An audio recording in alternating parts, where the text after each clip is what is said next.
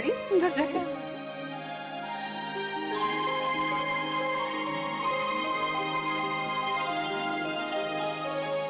वाह दादी माँ, अरे आपने तो पूरा इंतजाम करके रखा है। गिरजू, हाँ सारा सामान अरे लगाओ यहाँ ना। से नहीं राधिका, वहां से नजारा और अच्छा दिखता है। चलो। हाँ, यहाँ खाना बनेगा। ये देखो, यहाँ क्या है? यहाँ है ना, पेड़ है, वहाँ पानी है, और यहाँ पति का प्यार। छोड़िए ना, आप भी हर वक्त। अरे तुम्हें क्या लगता है मैं यहाँ पिकनिक मनाना है? तो? मैं तो यहाँ अपनी पत्नी के साथ प्यार के 2 पल बिताने। छोड़िए ना। माँ जी।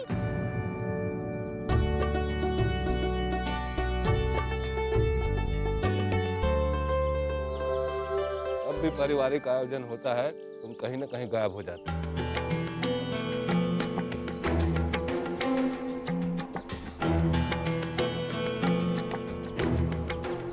देखा आपने कैसे बेशर्मी से हंस रही है? इतना बड़ा झूठ बोला सबसे, लेकिन क्या हुआ? धर्म सभा ने भी इतनी आसानी से माफ कर दिया और परिवार वालों ने बड़े प्यार से एक्सेप्ट कर दिया। और तो आज सुबह वृंदावन फोन किया था, शास्त्री जी थे बिल्कुल फिट एंड फाइन, किसी को कोई फर्क नहीं पड़ा। डैमेज। बड़ा ही बेशरम और ढीठ परिवार है बड़ी बहू। धर्म कर्म की बातें करने वाले शास्त्री जी जैन की बंसी बजा रहे हैं और हमारा यहाँ ढोल बज रहा है। वही तो चाचा जी, अल्टीमेटली सबसे बड़े इडियट तो हम ही बने ना।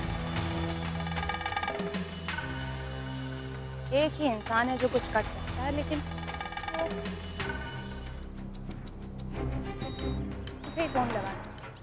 पता तो चले उसके दिमाग में चल क्या रहा। अरे तो नेक काम में देरी कैसे, लगाओ ना, तुरंत लगाओ।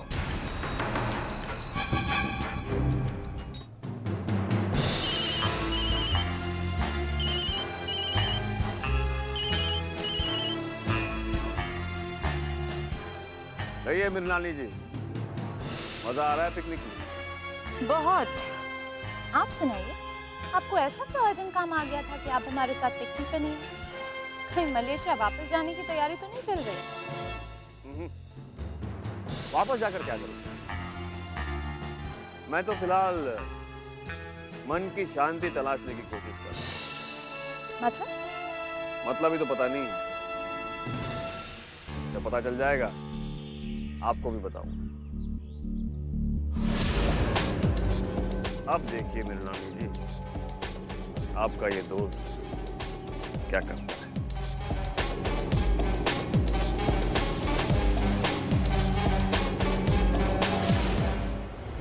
अरे लकड़ी ऐसे क्यों रख रहे हो? संभाल के रखो ना वहाँ पे।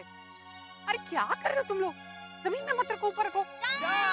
अरे ढीले। फिर से हार गया बिरजू तू। हम क्या करें दादी माँ, इतनी मुश्किल से छोटी छोटी सीढ़ियाँ चढ़ के ऊपर तक पहुंचे थे और ये ससुरा सांप का बच्चा निकल गया हमें और सीधे पूंछ पे पटक दिया। अब बताइए, हम नहीं खेलेंगे ये गेम। लो, अब हार गया तो रो रहा है। अब दादी माँ, बिरजू तो सही कह रहा है ना, यहाँ आउटडोर आके हम लोग इंडोर गेम्स क्यों खेल रहे हैं? हाँ। आउटडोर गेम्स खेलते हैं ना। हाँ। अच्छा ठीक है, तो हम लोग खेलेंगे आंख मिचोली, लेकिन ये अलग तरह की होगी। कुछ अलग तरह की? वो कैसी दादी माँ? इसमें 2 पार्टनर, ठीक है? एक की आंखों पे पट्टी बांधी जाएगी और फिर वो अपने पार्टनर को ढूंढेगा। पर दादी माँ, मैं और राधिका एक ही टीम में। हाँ भाई हाँ, तुम और राधिका साथ ही में हो, तुम्हें कौन अलग कर सकता है? तो ठीक है, देव, राधिका, विवेक और मृणालिनी, और सुशील और दीपिका। अरे हम बहुरिया के साथ खेलेंगे। दादी माँ हम? अरे बेटा तू मेरे साथ है ना। हाँ। वैशाली तो वहाँ सामान समेट रही है। इस गेम में तो मैं ही जीतूंगी, क्योंकि घर के बाकी सब लोग खड़े होंगे और मेरा पति बैठ। अब हम लोग ये गेम उस पेड़ के नीचे चबूतरे पर बैठकर खेलेंगे।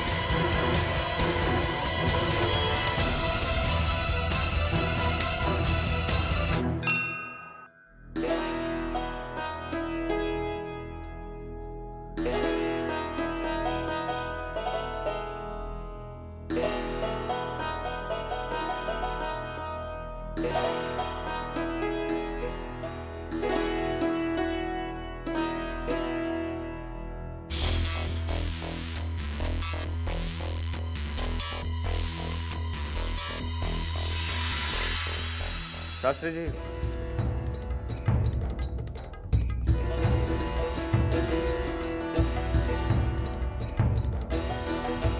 प्रसाद के साथ साथ कुछ और भी मांगने आया हूं आपसे। ये तो प्रभु का घर है बेटा, वही दाता है। प्रभु के घर में आशीर्वाद की अपेक्षा प्रभु से की जाती है। गुरु भी तो भगवान ही होता है ना शास्त्री जी। आप इतने बड़े विद्वान हैं, आध्यात्मिक गुरु हैं। मेरे जीवन में बहुत अशांति है शास्त्री जी। मैं आपसे मार्गदर्शन लेने आया हूं। मैं तो स्वयं अशांत हूं, धर्म के मार्ग से भ्रष्ट हो गया हूं। मुझे स्वयं को गुरु कहलाने का कोई अधिकार नहीं है बेटा। तुम कहीं और जाओ। मैं बहुत उम्मीद लेकर यहाँ आया हूँ शास्त्री जी। मुझे कुछ दिनों के लिए यहाँ रहने दीजिए। बेटे, यहाँ तो कोई व्यवस्था है नहीं। कहीं धर्मशाला में रहो जाकर। मैं यहाँ सिर्फ आपके लिए आया हूँ शास्त्री जी। आपके संपर्क में आना अपने आप में मेरे लिए बहुत बड़ी बात है, और मैं अच्छी तरह से जानता हूँ मेरी सारी उलझनों का हल मुझे यहीं मिलेगा। प्रभु के घर में प्रत्येक भक्त का स्वागत है, मुझे कोई आपत्ति नहीं। सुखी रहो।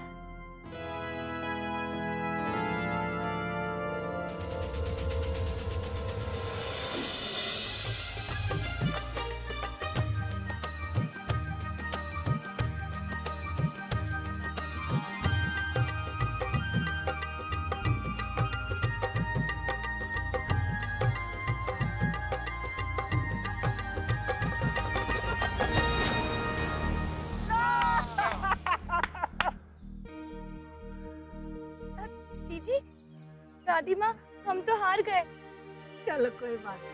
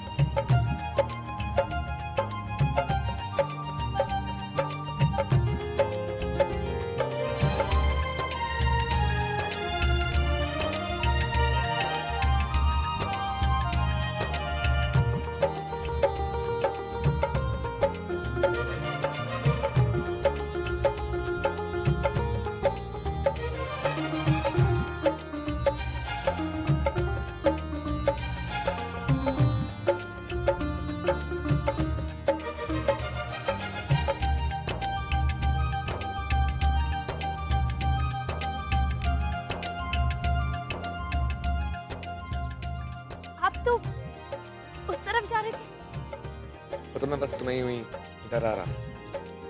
आखिर तुम्हें इन 6 लोगों के सामने क्या? मैं तुम्हें लाखों हजारों में ढूंढ।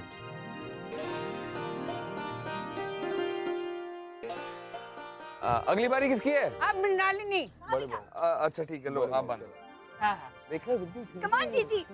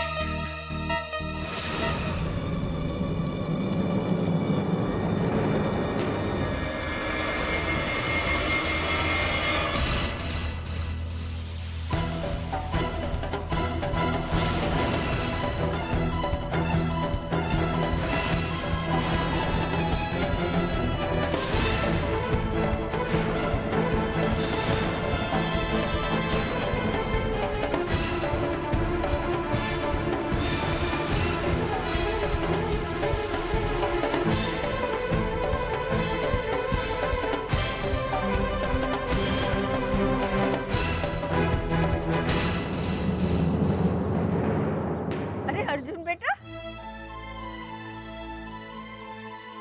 खुश रहो, जीते रहो। तूने तो चौंका दिया हम लोगों को। अरे चाची माँ SMS से सूचित कर दिए थे कि हम यहाँ पिकनिक स्थल पर आए हैं। देखो पहुँच गए डायरेक्ट। बहुत अच्छा। पर दादी माँ क्षमा कीजिएगा, वो पूजा में नहीं आ पाए, मठ के किसी काम से रुकना पड़ा।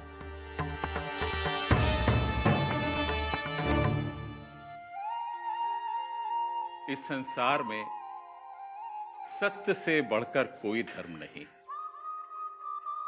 सत्य के मार्ग पर चलकर ही मनुष्य मोक्ष को प्राप्त करता है। धर्मराज युधिष्ठिर ने कभी सत्य का मार्ग नहीं त्यागा। इसी कारण उनका रथ सदा धरती से 4 उंगल ऊपर रहता है। पर शास्त्री जी,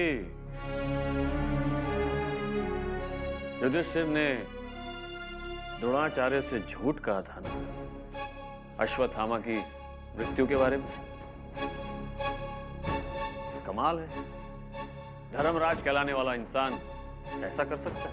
असत्य पर सत्य की विजय प्राप्त करने के लिए एवं धर्म की रक्षा के लिए विवश होकर धर्मराज को ये कहना पड़ा था। पर इसका दंड उन्हें मिला था ना। इसके बाद उनका रथ जमीन पर आ गया था। हाँ, इसका मतलब यह है कि कारण कोई भी हो, अधर्म करने की, असत्य की सजा जरूर मिलती है। हाँ, अनजाने में कोई पाप हो तो वो पाप ही कहलाता है। पाप केवल पाप ही होता है। और झूठ का साथ देना झूठ।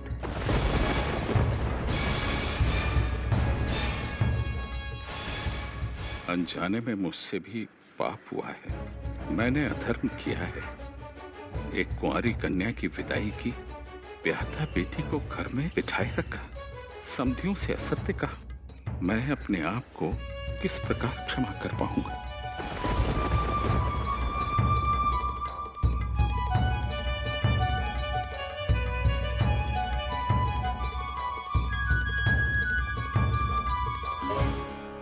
शास्त्री जी, पाठ तो अधूरा ही रह गया। मन तनिक अशांत है। मैं तनिक एकांत में रहना चाहता हूं। मुझे क्षमा कीजिएगा।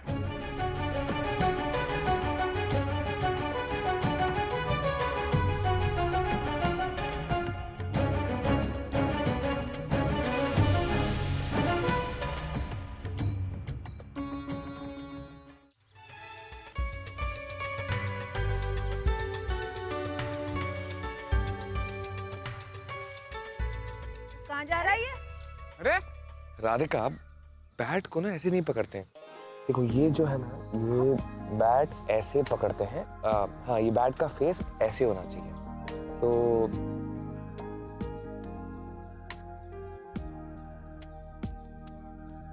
देव, देव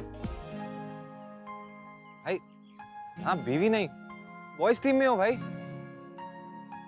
जीतने तो हम ही वाले हैं। हम ही जीतेंगे। तो देखते कौन जीतता है। Batsman ready.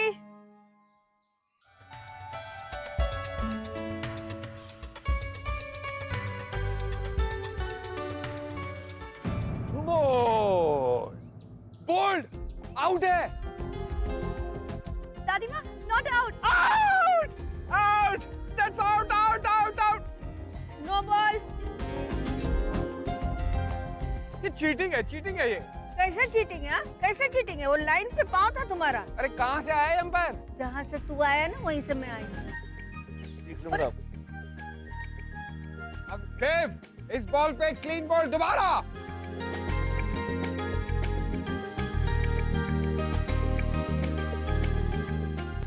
एक मिनट।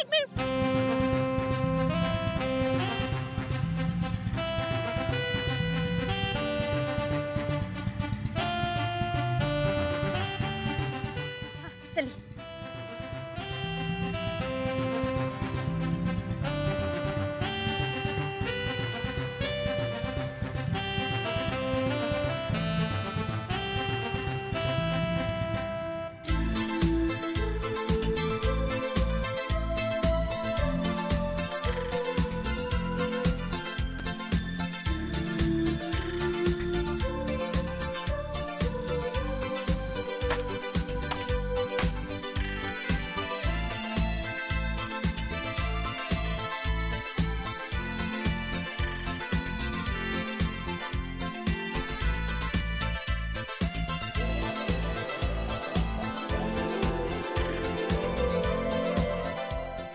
अच्छा,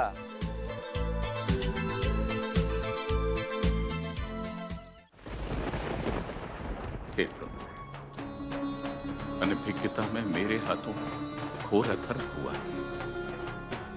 जिस कन्या का कन्यादान किया उसे डोली में विदा नहीं किया एवं एक कुंवारी कन्या को विवाहित जीवन व्यतीत करने के लिए विवश कर दिया।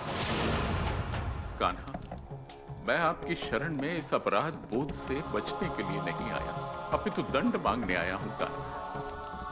मुझे ज्ञात है कान्हा कि समाज के बनाए हुए नियमों को मनुष्य तो क्या देवता भी नहीं तोड़ सकते, न ही वे उसे भंग कर सकते।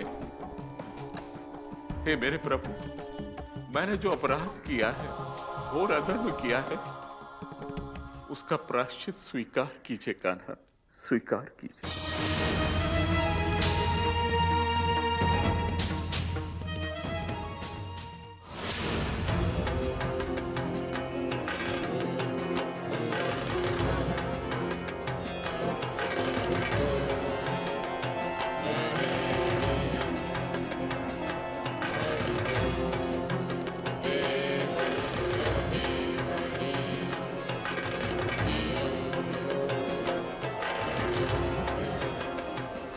अरे अरे कहाँ जा रहे हैं आप लोग?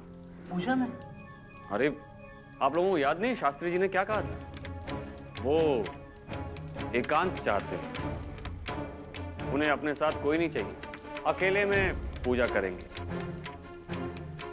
ये कैसी पूजा है जिसमें हम लोग शामिल नहीं हो सकते? अरे पूजा में तो जितने ज्यादा लोग हो उतनी अच्छी होती है पूजा। अकेले पूजा क्यों करना चाहते हैं शास्त्री जी, और हम लोग पूजा में क्यों शामिल नहीं हो सकते?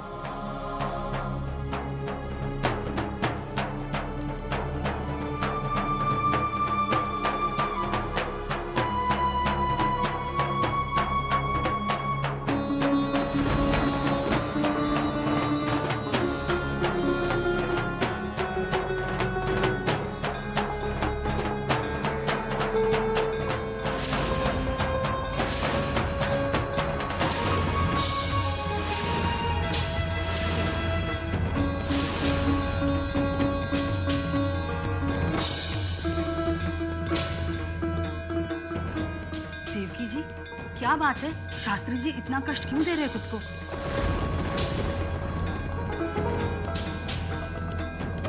अरे भाई सुना है, कभी देखा है किसी को एक पैर पर खड़े रहकर कभी पूजा करते हुए? एक पैर पर खड़े होकर तो पाप निवारण पूजा होती है, प्रायश्चित किया जाता है। पर शास्त्री जी जैसे पुण्यात्मा इंसान तो कोई पाप कर ही नहीं सकता।